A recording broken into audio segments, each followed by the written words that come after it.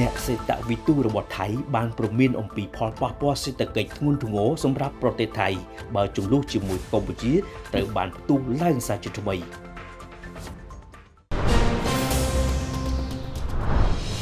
ក្រុមអ្នកសេដ្ឋវិទូរបស់ថៃបានព្រមានអំពីផលប៉ះពាល់ធ្ងន់ធ្ងរសម្រាប់សេដ្ឋកិច្ចប្រទេសថៃប្រសិនបើជម្លោះប្រដាប់អាវុធតាមព្រំដែនជាមួយកម្ពុជាបានផ្ទុះឡើងជាថ្មី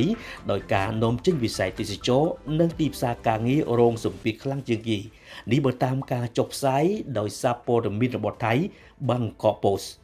ការព្រមានបែបនេះធ្វើឡើងក្រោយដែលយោធាថៃបានបើកការវាយប្រហារទៅលើជនស៊ីវិលកម្ពុជាស្លូតត្រង់ដោយសម្លាប់ជនស៊ីវិលកម្ពុជាម្នាក់នៅនឹងកន្លែងនិង3នាក់ទៀតរងរបួសខណៈភាគីកម្ពុជានាពេលនោះមិនបានបាញ់តបតទេតែកាសែតថៃ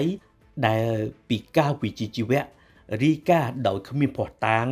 និងបិទភ្នែកផ្សាយថាភាគីទាំងពីរបានបាញ់តបតគ្នាទៅវិញទៅមកនៅក្នុងហេតុការណ៍នោះបើតាម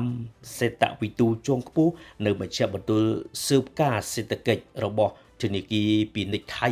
ការនាំចេញរបស់ថៃទៅកាន់ប្រទេសកម្ពុជាប្រហែល130 ប៊ីលានបាតឬក៏ 4.02 ប៊ីលានដុល្លារឬស្មើនឹងប្រមាណ 1% នៃការនាំចេញរបស់ប្រទេសថៃឆ្នាំក្រោយអាចនឹងត្រូវបាត់បង់ទាំងស្រុងប្រសិនបើចំនួនព្រំដែនត្រូវអូសបន្លាយរយៈពេលយូរ